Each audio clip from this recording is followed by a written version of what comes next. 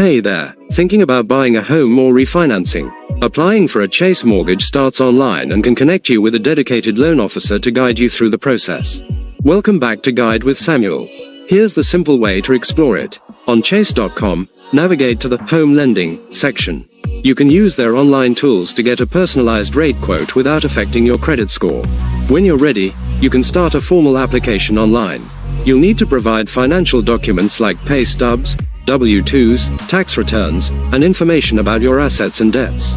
My crucial pro tip: get pre-qualified before you house hunt. The online pre-qualification gives you a realistic price range and shows sellers you're a serious buyer.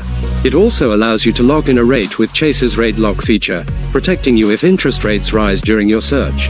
That's how you lay a strong, informed foundation for one of life's biggest purchases. Are you in the market for a new home, or considering refinancing your current one? Share your stage in the comments.